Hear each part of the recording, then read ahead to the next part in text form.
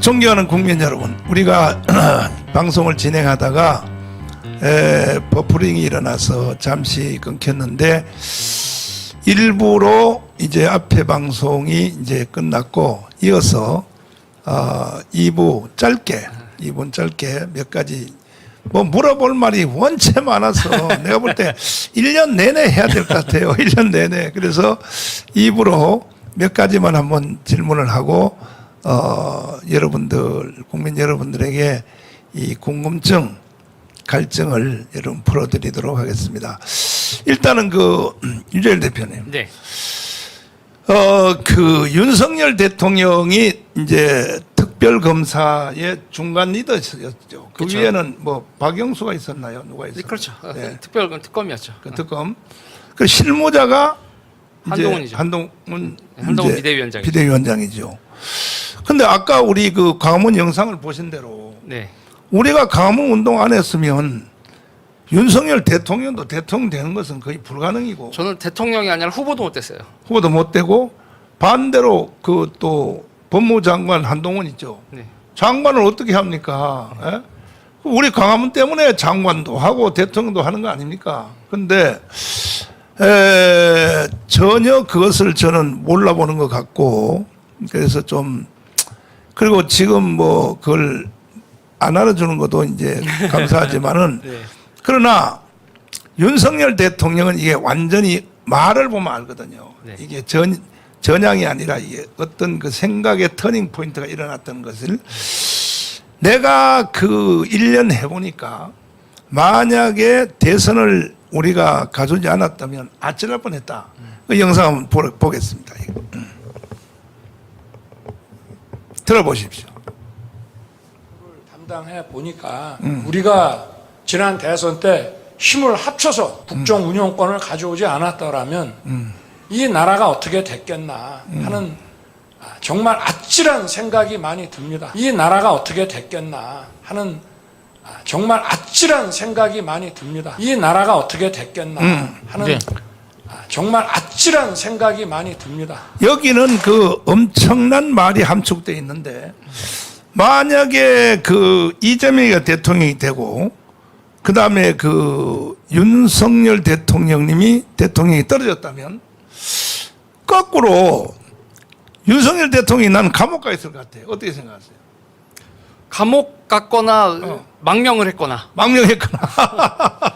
왜 그러면 우리 목사님도 아마 망명을 하셨어야 될 것 같아요. 저도 참 큰일 날 뻔했네. 네. 저는 그냥 감옥에 계속 있었겠죠. 계속 감옥? 왜냐하면 이제 이재명 뒤에서 몰래 프레임이 그거거든요. 이재명 뒤에서 이재명이 준 권력을 가지고 몰래 도둑질한 놈. 네. 이제 이런 식으로 이제 저는 프레임 씌워서 저는 그냥 감옥에 있는 상태가 됐었을 겁니다. 자,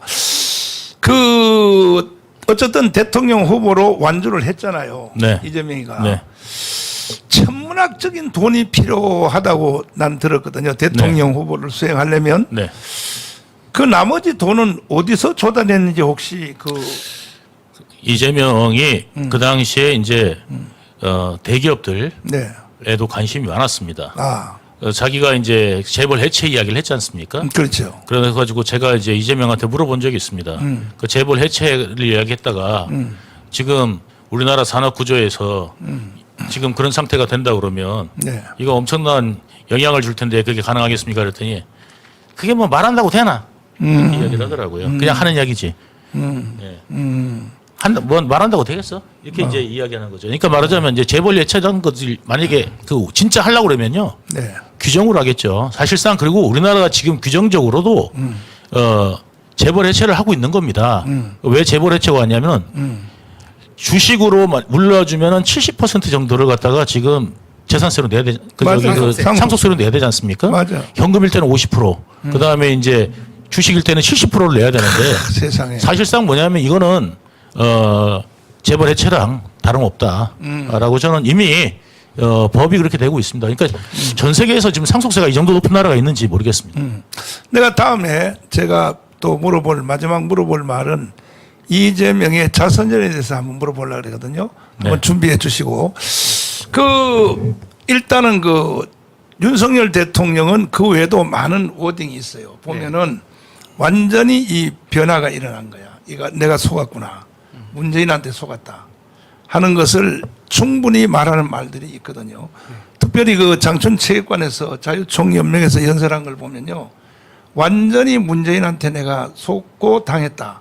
이게 뭐 적나라하게 여기 나와 있는데 방송실 한번 들어봐 주시면 이 말이 엄청난 말이거든요. 한번 들어봐 주세요. 우리는 많은 도전과 위기에 직면해 있습니다. 조직적으로, 지속적으로 허위 선동과 조작 그리고 가짜 뉴스와 괴담으로 자유 대한민국을 흔들고 위협하며 국가 정체성을 부정하는 세력들이 너무나 많이 있습니다. 돈과 출세 때문에 이들과 한편이 되어 반국가적 작태를 일삼는 사람들도 너무나 많습니다. 자유 대한민국에 대한 확고한 신념과 뜨거운 사랑을 가진 여러분께서 이 나라를 지켜내야 합니다. 왜곡된 역사의식, 무책임한 국가관을 가진 반국가 세력들은 핵 무장을 고도화하는 북한 공산 집단에 대하여 유엔 안보리 제재를 풀어달라고 읍소하고 유엔사를 해체하는 종전선언을 노래 부르고 다녔습니다. 우리를 침략하려는 적의 선의를 믿어야 한다는 허황된 가짜평화 주장이었습니다. 자유 대한민국을 무너뜨리려고 하거나 자유 대한민국의 발전을 가로막으려는 세력들이 나라 도처에 조직과 세력을 구축하고 있습니다. 이것은 보수 진보의 문제가 아닙니다. 자유 대한민국의 정체성을 지켜야 하는 문제입니다. 됐어요. 자, 이게 이제 결국은 이게 이제 그 완전히 생각의 변화라는 증거로 유엔사 해체를 노래 부르고 다녔다. 문재인을 공격한 얘기거든요. 이걸로 이제 충분히 우리는 알아들 수 있는데 한동훈 그 법무부 장관은 이와 유사한 발언이 전혀 없어요. 지금까지. 네. 오히려 김경유를 자꾸 가까이 하고 그러니까 같은 그 특검을 했는데 그때 특검의 핵심이 뭡니까? 특검 했던 핵심이 삼성 조사하는 거. 네. 그 다음에 또 박근혜 또 그렇죠. 경제 공동체 네. 뭐 조사하는 거 그거지 않습니까? 네. 대부분은 더 박근혜가 다 무죄가 됐잖아요. 네. 무죄가 됐고 제가 한 번은 그 정유라 네. 최순실 그 따님하고 여기서 대화한 적이 네. 있는데 그 금메달 딸 때 네. 그 삼성의 말로 딴 게 아니고 그때는 삼성하고 관계 없었고 네. 자기 개인 말로 아시안 금메달 땄다는 얘기야. 네.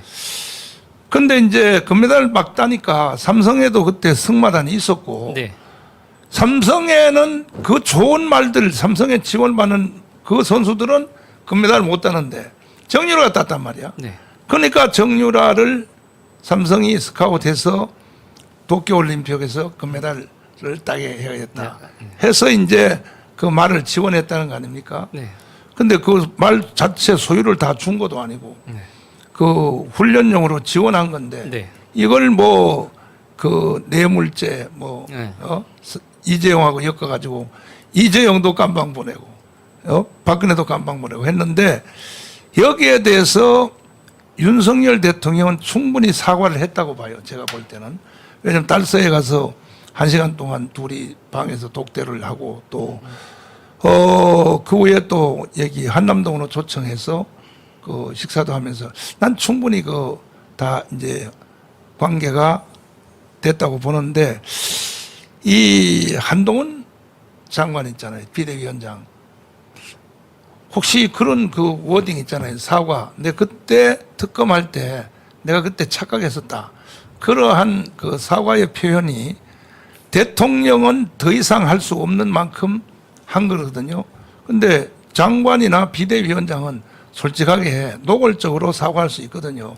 나 그때 상황 파악을 전혀 못했기 때문에 내가 무리하게 수사를 했다. 이번에 특별히 대법원장 다 무죄됐잖아요. 네. 양승태. 네. 이런 거에 대해서는 공식적으로 사과해야 되는 거 아닙니까? 사과 안 했죠. 안 했죠. 김명수가 고발을 해서 시작한 수사였다 이렇게 얘기했죠. 그리고 이거는 이거와 관련된 사과 같은 게 없고 인생의 화양연화야라고 얘기했죠. 자기 인생의 화양연화야. 그 시절에 재벌 잡아주드리고 그리고 대법원 양승태 그리고 또 이재용 회장까지 뇌물 공여 이런 거를 다 박살을 냈을 때 그때가 이제 자기 인생의 화양연화라고 얘기를 했었던 적은 있지만 그 다음에 이거에 대해서 아 내가 잘못했고 속된 말로 오바했다라고 얘기한 적이 없죠. 그러니까 저는 윤석열 대통령 되게 안쓰러운 것 중에 하나가 저렇게 말씀하시잖아요. 네. 근데 저렇게 말씀을 한다고 해도 실질적으로 국가 정책이 되려면 옆에서 이제 도와주는 사람들이 있어야 되잖아요. 그렇죠. 그러니까 제가 파악한 발언은 윤석열 대통령이 저런 발언을 하면 네. 밑에 사람들이 아 왜 저래? 왜 구구처럼 발언해? 어. 이런 반응들이 저거에 대해서 나랑 그 윤석열 대통령하고 자기 자신들이 동지다 이렇게 생각하고 같이 행동하는 사람들이 그러니까 저는 윤석열 대통령한테도 말씀드리고 싶은 건 문제다라고 말씀드리고 싶은 건 본인이 저렇게 생각을 하면 동지를 찾아야 되잖아요. 동지는 광화문밖에 없는데. 그러니까 동지로 함께 일을 해야 되는데 네. 인연으로 인사를 해요. 그러니까 한동훈 장관이라든지 뭐 이원석 총장이라든지 이런 사람들에 대해서도 정치적 식견을 같이 갖는 거라고 야 우리가 이렇게 같이 맞춰가자 이게 아니라 형 동생으로 생각을 아 내가 이렇게 생각을 맡았으면 쟤들이 따라오겠지. 근데 정치 이념이라는 건 그렇게 윤석열 대통령이 바뀌었다고 밑에 사람들도 다 따라오는 거 아니거든요. 전혀 아니죠. 그러면은 어떻게 이게 그러니까 실무가 하나도 윤석열 대통령의 저런 국가관하고 맞춰서 돌아가고 있지가 않은 거예요. 자, 저는 이번에 이제 총선이 끝나면 네. 아마 폭풍이 일어날 가능성이 있지 않느냐 얘기는 하는데 네.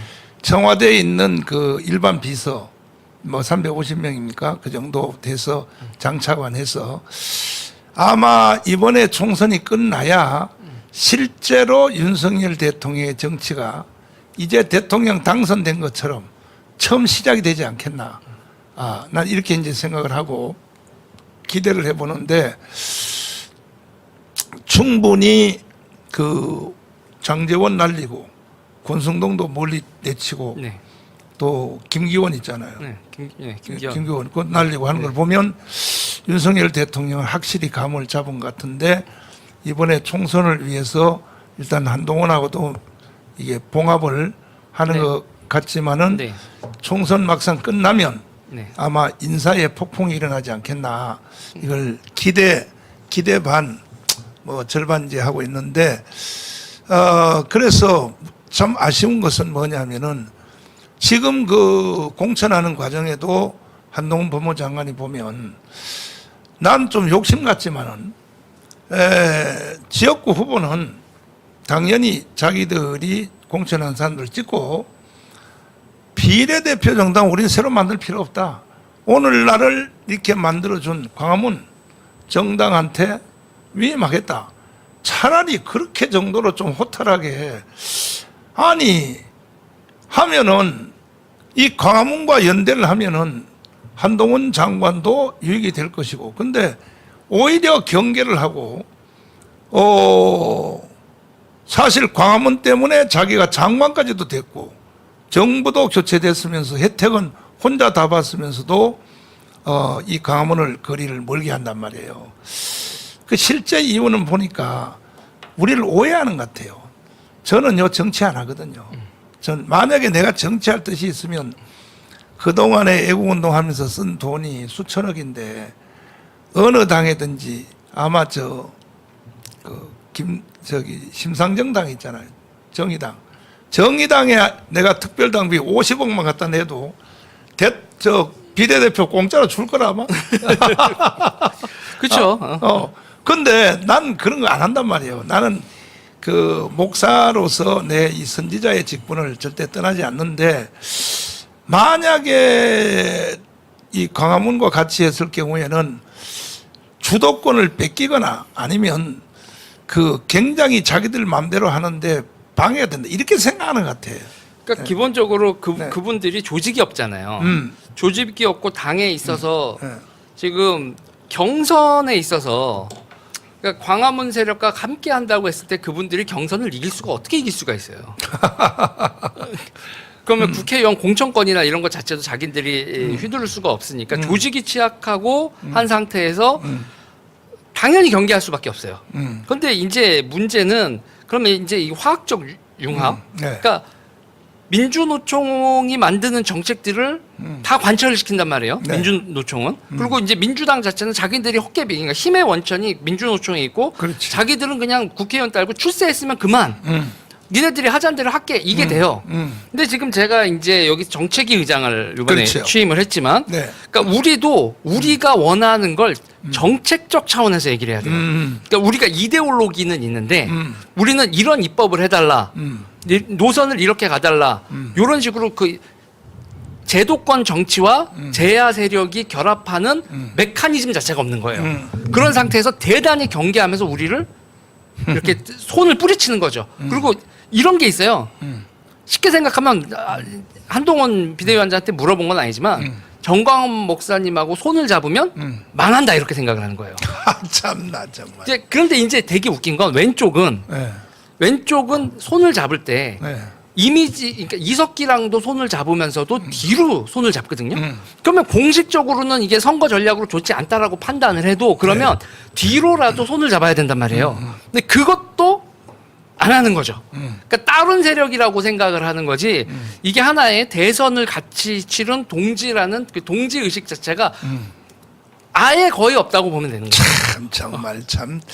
그러니까 보니까 정치는 이 뭐 법률 뭐 검사 이거는 잘했는지 모르지만 정치는 내가 보니까 전혀 모르는 것 같고 그러므로 우리는 이제 우리의 단독 실력으로 네. 우리가 이번에 3.1절 대회를 선포해서 우리가 자유마을 카드를 남발을 아예 1,000만 명을 찍어서 조직을 1,000만 명 해서 우리 실력으로 원내 교섭단체에 들어가겠다.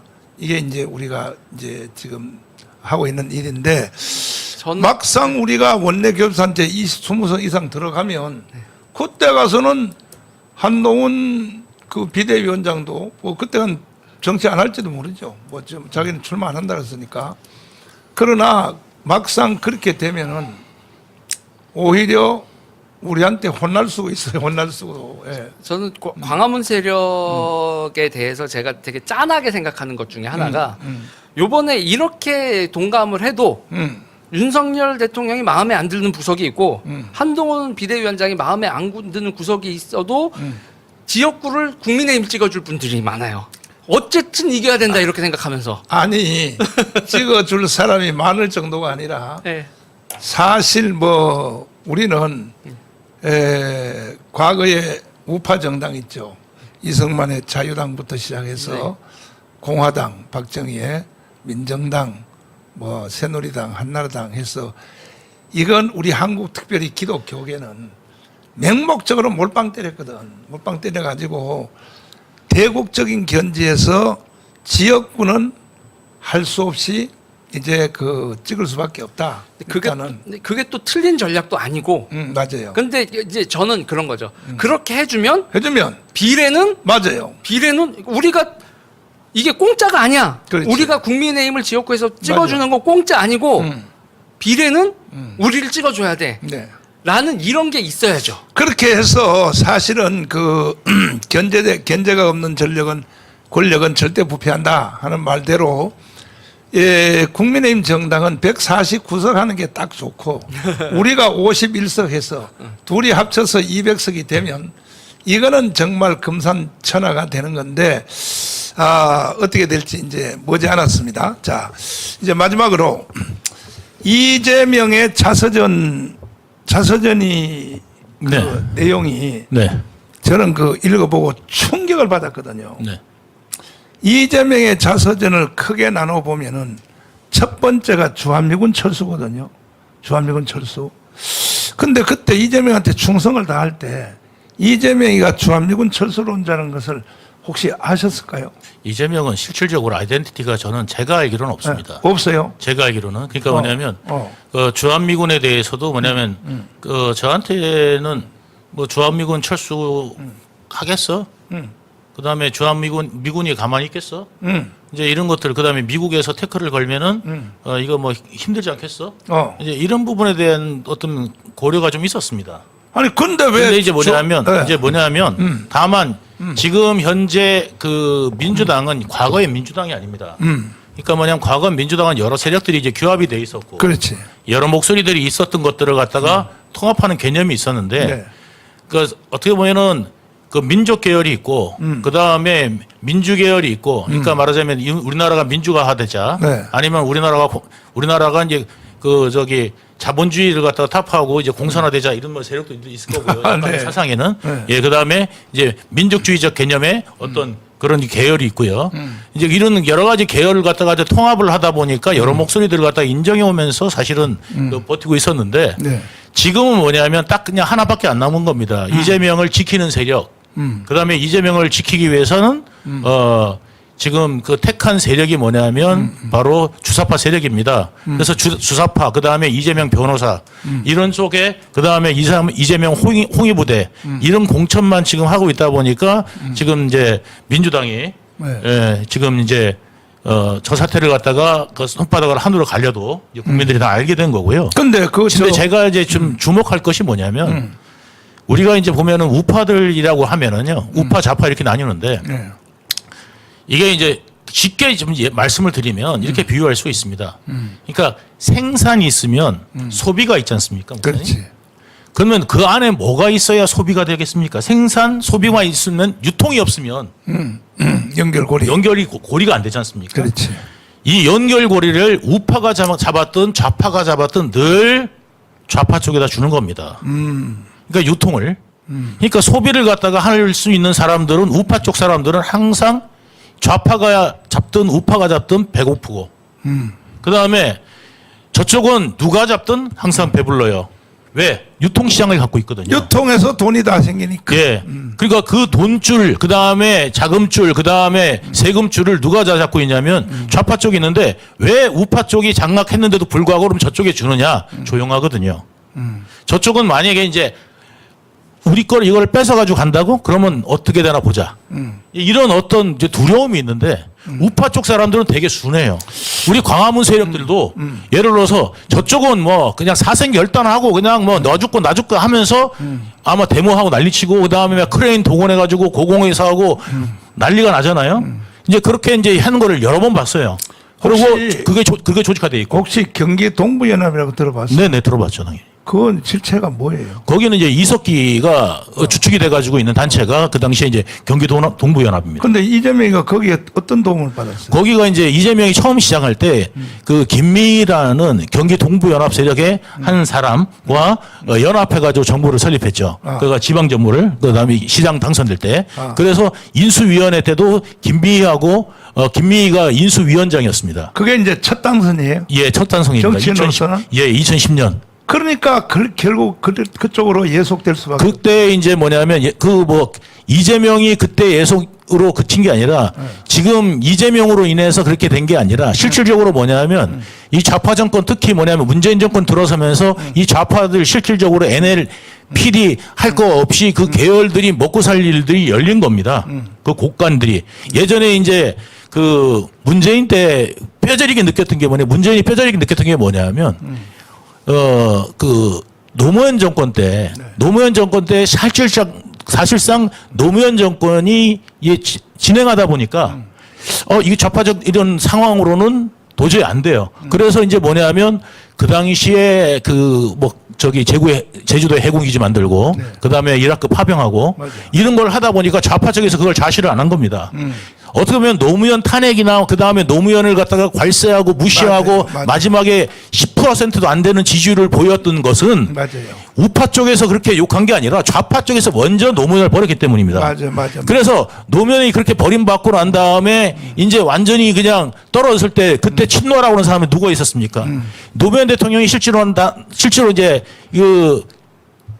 돌아가시고 난 다음에 네. 그때서야 내가 친노고 진짜 친노고 하면서 다시 슬슬슬슬 나타난 게 네. 바로 좌파들입니다. 자, 그 자서전 예. 내용의 두 번째 주제가 재벌 예. 해체거든. 예. 재벌 해체란 말을 그 옆에 있을 때 주로 많이 했어요. 어떻게 했어요? 재벌 해체 생각 없습니다. 재벌 해체 생각 없었고요. 아. 왜냐하면 이미 우리나라 상속세로 재벌 해체 가능합니다. 그리고 난 다음에 이제 세율이나 이런 부분에서만 하는데 이러니까 우리나라에서 기업을 유지하기 위해서 기업의 어떤 아이덴티티를 유지하기 위해서는 이게 뭐냐면 편법이 나올 수밖에 없는 구조가 아니, 돼 있는 겁니다. 미국으로 다 가버렸어요. 예, 그러니까 이제 대기업. 가든지 아니면 뭐 아이덴티티가 다 바뀌는 겁니다. 그렇지. 그러니까 우리나라가 지금 제일 옛날에 박정희 대통령 그다음에 이승만 대통령 때는 우리나라 미래를 그럼 어떻게 먹고 살 거야.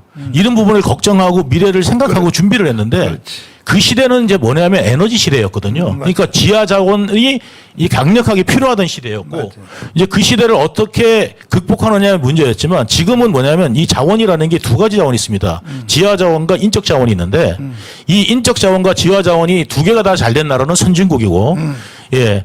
근데 우리나라 같은 경우는 지하 자원이 없어요. 그러면 이제 인적 자원이라도 있어야 되는데 지금 인구 절벽 시대를 맞이하고 있는 거는 우리나라한테는 정말 이건 지옥 가던 일이거든요. 그러면 우리나라 미래를 위해서는 이 인적 자원을 어떻게 가져갈 것인지 우리 나중에 이제 자식 세대들 대보면은요 우리 자식들 후세대만 하더라도요 아마 이거는 지옥이 될 겁니다.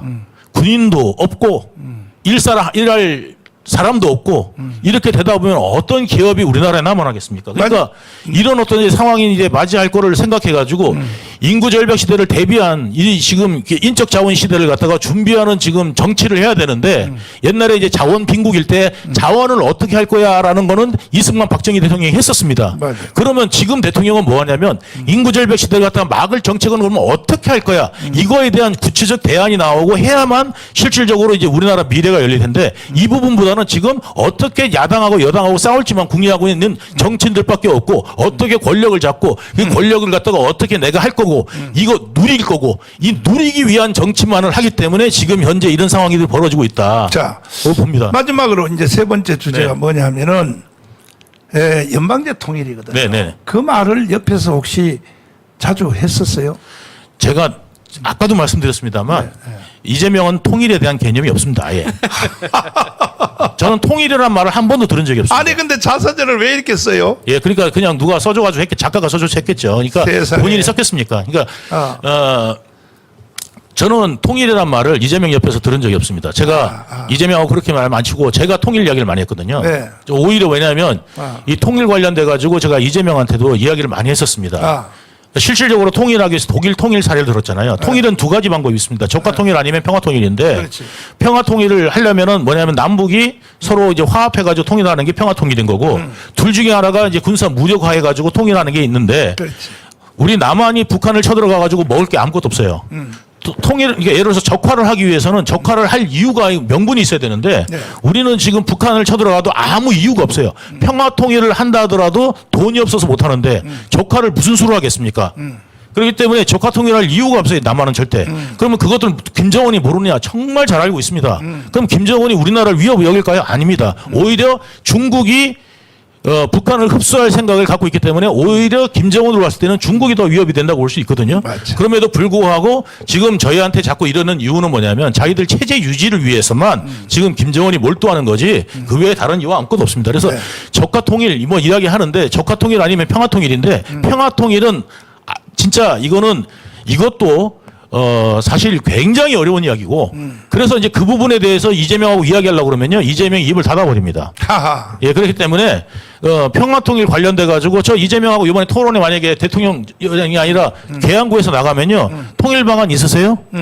통일 방안은 생각한 거는 어떤 아니, 방안이냐고 자서전 제가 가지고 물으면 되겠어. 아니 뭐 자세전 떠나서 제가 물어볼게요. 제가 제가 집중적으로 물어볼게요. 그래가지고 평화 통일 무슨 수로 할 수 있는지를 제가 한번 물어보겠습니다. 그리고 아니면 연방제 통일이라고 생각한다 그러면 연방제 통일을 해가지고 어떤 방식으로 할 수 있는지 그렇지. 그거를 뭐 내가 구체적으로 물어보겠습니다. 오케이. 예, 근데 이게 어렵습니다. 네. 자, 이제 마지막으로 한마디 이제 국민들한테 이제 하시고 이제 앞으로 이 우리 자담을 여러 번 이제 해야 될 것 같은데 네.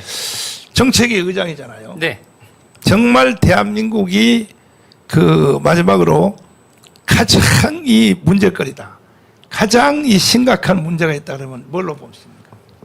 그러니까 업혀가려고 그래요, 다들. 아, 자기가 업으려고 생각을 하는 게 아니라 나 약자인데 네. 업어줘. 예. 이걸만 요구를 하는 사람들이 다 그러면 그런 식으로 가면 나라가 돌아가겠지 않죠. 그렇지. 그러니까 이놈의 약자 타령 속에서 그러니까 성실함, 성실함, 정직함, 그리고 능력 이런 거 우대하는 대한민국이 싹 그런 우대가 사라졌어요. 그러니까 잘난 놈을 잘난 잘난 대우 안 해주고, 그렇지. 그리고 나 도와줘, 나 도와주는 거 니들 국가가 해야 되잖아. 그러니까 징징징징 거리는 것만 지금 나라가 꽉 찬 거예요. 결국은 뭐 네. 남미처럼 가자 그런 뜻이. 그렇게 되죠. 그러니까 이재명 얘기 조금 전에 나왔지만 이재명도 되게 웃긴 거예요. 그러니까 민주당의 득세하는 건 자주파라고 부르거든요. 그렇죠. 이제 우리가 이제 종북 이렇게도 부르는 그 자주파인데 이재명은 지금 유동규 후보가 얘기해 주셨지만 자기 생각이 있는 게 아니라 그 인간들한테 업혀가는 거예요. 네. 그러니까 업혀가는 놈은 밑에 없는 놈이 쭉 따라가는 대로 가는 거잖아요. 그러니까 지금 이 상태에서 뭐냐면 정치인들도 자기 노선이 있는 게 아니라 그냥 누가 정치 노선도 그 민주노총이 법 만들고 정치해주면 그거에 그냥 업혀가는 거예요. 그러니까 지금 왼쪽은 자주파한테 업혀가는데 이 자주파 놈들은 이 대한민국을 뜯어먹고 살려고 하는 놈들이고 나라 세금 늘려서 그 세금 뜯어가지고 지들 새끼들 유학 보내. 그것도 유학도 미국 유학을 보내. 맞아요. 또 미국으로 웃긴 보내. 놈들이죠, 그거. 맞아요. 이게 나라의 문제다. 자, 국민 여러분, 이제 시간 때문에 여기서 1차 이제 우리 자담회를 마치려고 하는데, 결국은 대한민국은 어느 한 부분을 수리해서 사용할 수 있는 이 정도가 아니고, 새로 집을 지어야 될 이런 단계까지 왔습니다. 그래서 우리는 3.1절 날 우리가 1,000만이 모여서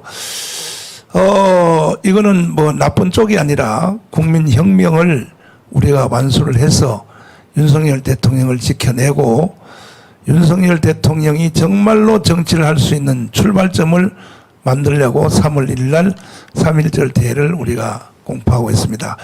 기대를 가지십시오. 왜냐하면 저는 나이가 70이 넘었습니다.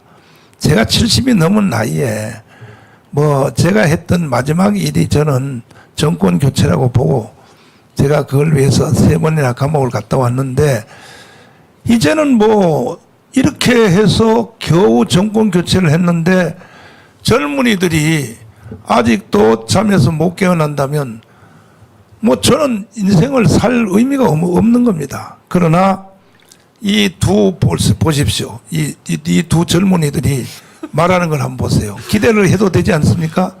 그 여러분들께서 너무 낙심하지 마시고 이와 같은 젊은이들이 지금 불같이 일어나고 있다는 것을 아시고 잘 우리 기성세대가 조금만 더 도와주고 지도해주면 아마 저 자유통일 그리고 세계 G2 국가라고 하는데 이 특별히 오늘 이 자리에 오신 이 두 축이 큰 기여를 하도록 여러분 기대해 주셔도 좋을 것 같습니다.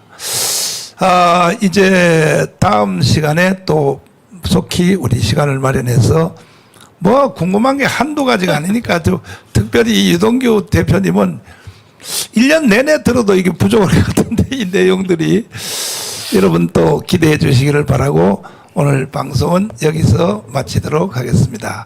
다음 방송도 계속 이어서 우리 광화문 운동을 위해서 우리 실제로 제일 밑바닥에 풀뿌리 자유마을 우리 대표들이 지금 방송을 준비하고 있습니다. 계속 이어서 시청해 주시기를 바랍니다. 자, 감사합니다. 네, 안녕히 계십시오.